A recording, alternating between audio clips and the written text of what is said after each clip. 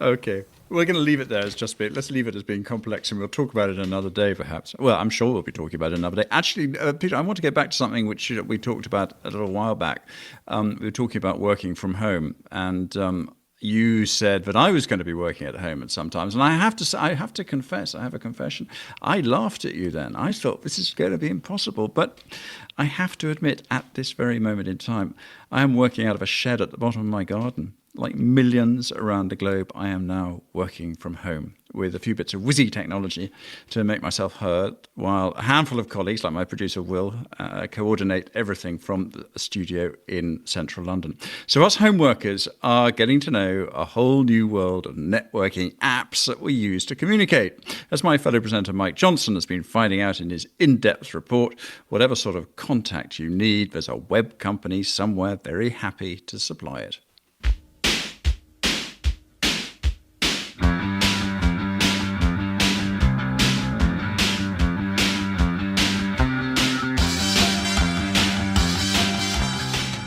Normally my work and life schedule means that I'm constantly out and about, going to meetings or meeting clients, going out with my friends to bars, clubs or to the cinema, just things that I've always considered normal, but of course that's all over now.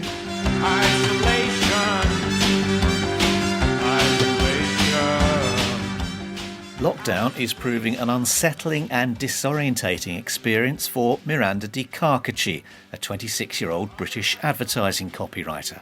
Everyone's world has suddenly retracted from the sprawling city of London, in my case, to my bedroom and bathroom and kitchen.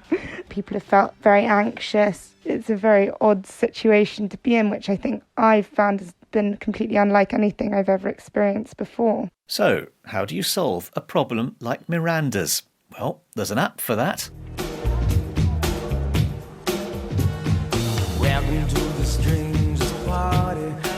So I am clicking on to the House Party app, and I can see that I've got a couple of friends who are already in a room together. So I am adding them, and here they are. Hey guys, how's it going? So these two friends of mine are currently in Wales, isolating there, and it's Friday, so there are a couple of glasses of wine and we've got some crisps and everything. Hello. Hi everyone, drinks all round. How's everyone's week been? Pretty good. I mean, very quiet. Yeah, It's social video for an age of social distancing. As its name suggests, the app Miranda is using on her smartphone, House Party, tries to mimic a real house party as closely as possible. As you can hear, the sound quality isn't great, but she can invite up to 8 friends at a time and see them all simultaneously on the screen in front of her. House Party isn't new. It was launched 4 years ago. But the coronavirus crisis has brought it new fame, with total global downloads reaching almost 13 million in March, compared with just over 500,000 in February. So it's lonely on your own, but I'm so free now that I'm alone. No deadlines. House Party is free to use and doesn't currently run ads. Its strategy for revenue has been built around charging for some of the games you can play while you are partying away in cyberspace. In recent days, House Party's security has also come in for scrutiny. There have been allegations on social media that using the app resulted in other online accounts, including Netflix, eBay, Instagram and Spotify, being hacked. We asked House Party for an interview. It hasn't responded, but the company has said it found no evidence for those claims. House Party also suggested the rumours had been spread by, and I quote, a paid commercial smear campaign. House Party is only one of many ways to bring friends and colleagues closer. Zoom is another video chat brand which has for some time been popular among companies keen to bring staff who work remotely together on one screen. The company gained a staggering 60 million new global users in March. That's about 10 times as many as the month before. Zoom's newfound popularity means it's being used for all sorts of things, not just work, but play too. Virtual choirs featuring dozens of people singing coronavirus-inspired songs on screen simultaneously have been cropping up all over the world. from here in California.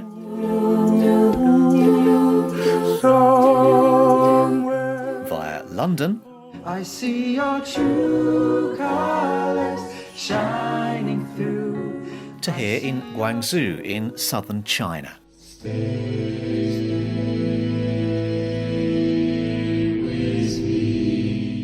Zoom is finding a whole new audience, not only among people who like to sing. Armies of housebound teachers, yoga instructors and personal trainers are now using it to run classes remotely. Even before the arrival of a global pandemic, Zoom was growing rapidly.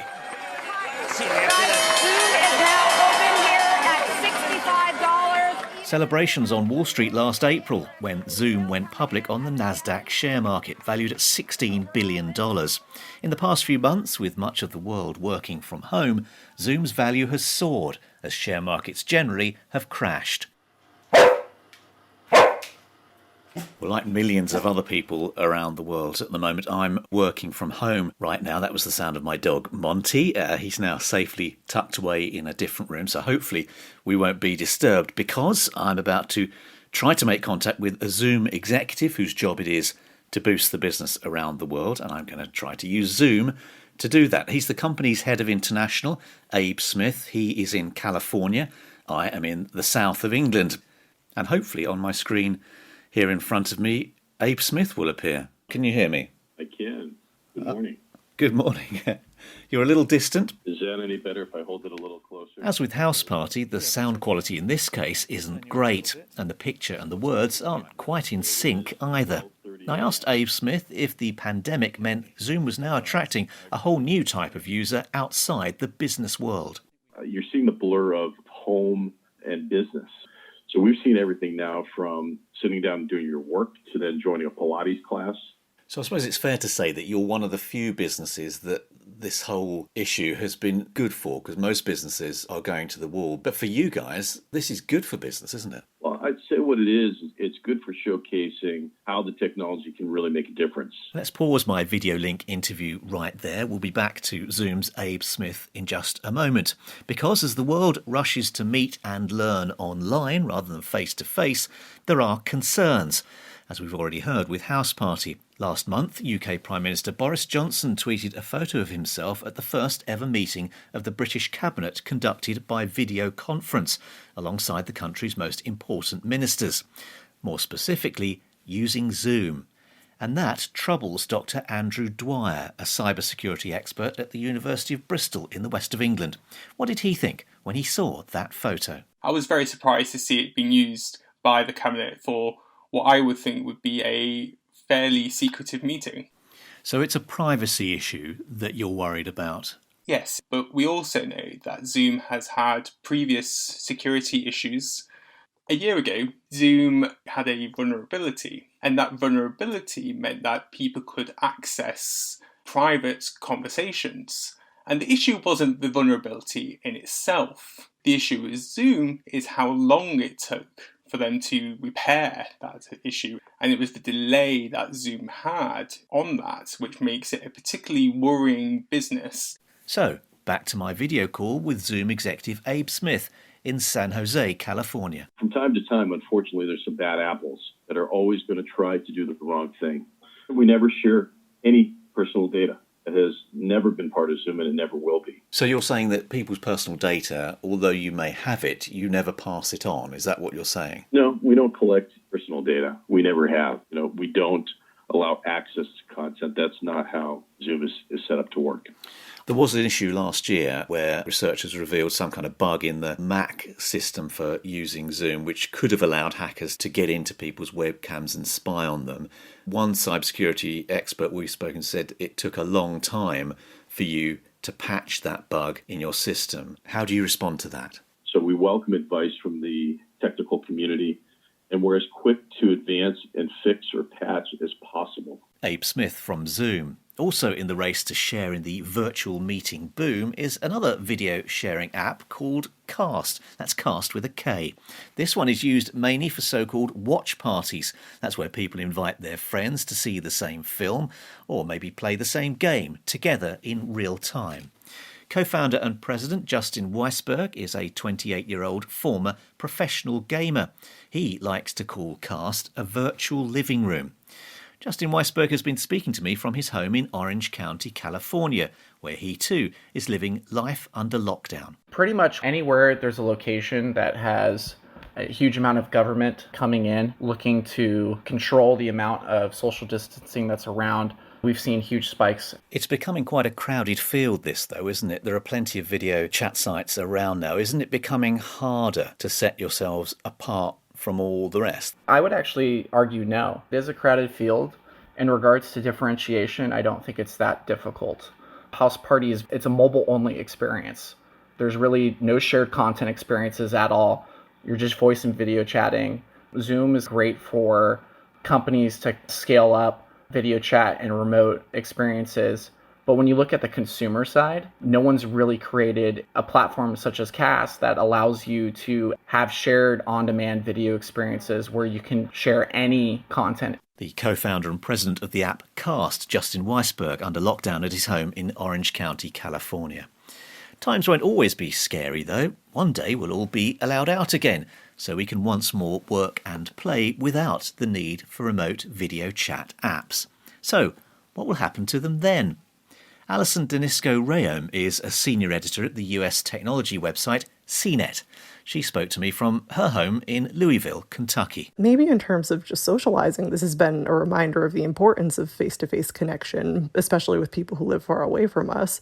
So maybe we will keep up those weekly virtual game nights on these platforms, at least for a while. Do you have a sense that this pandemic will lead to lasting changes in the way that we work and play? I think the pandemic has shown us just how connected we all really are, for better or worse, and also how much we want to be connected to the people that we care about. And technology has really provided us with a great way to do that. Now that we're getting into the habit of picking up the phone and video chatting and virtually playing games with family and friends, I think it's possible that we do continue to do that more often, even when we do return to a more normal version of life. Alison Denisco-Rayom at CNET.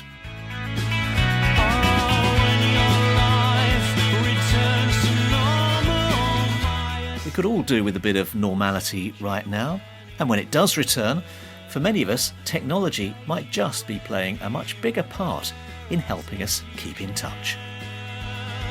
When your life finally returns, come round. That was Mike Johnson reporting there on the whole new world that we've found ourselves communicating through.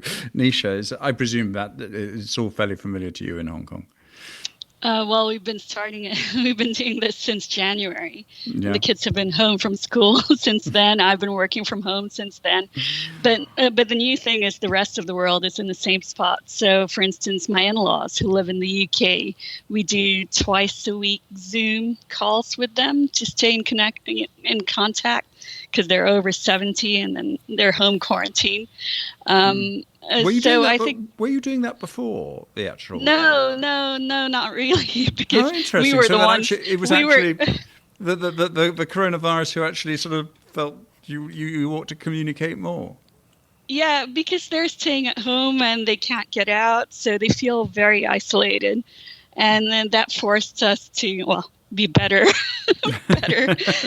Forced me to be a better daughter-in-law anyway, and keep in contact. And that's why that slot you just had on connectivity really struck a chord, because I think now as the whole world gets in this, we're all getting used to Zoom calls and Skype calls and Google Hangouts. Yeah. Peter, I was saying that I confess that I didn't think I was going to be able to work at home, but look at me now. It's exactly where I am, in a shed at the bottom of a garden, working when I should be at the BBC, but they've thought it'd be a better idea for me to be here. I presume you're at home at the moment. Yeah, I'm at home in my home office where I do a lot of stuff like this already. What disruptions like the pandemic or a war do is for reasons of survival. People accelerate trends that were already in place. Technologies come to the foreground much more rapidly. What this is doing to us when it comes to being virtual, shall we say, is taking us to the point we would be at 5 to 10 years from now 1 to 3 years from now. I mean, it is inevitable that universities are going to become more virtual. Students aren't going to necessarily spend 4 years at college the way they do now. They're going to spend a piece of that time. It's just too expensive, and it can be done more efficiently. So 5 years from now, the world isn't going to be very different economically or in terms of technology than it would have been had we not had the pandemic. But right now, things are happening much more rapidly. We're going to sort of hyperspace to it. The music is against us, I'm afraid, Peter. Peter and Misha, thank you both very much for joining us on Business Matters.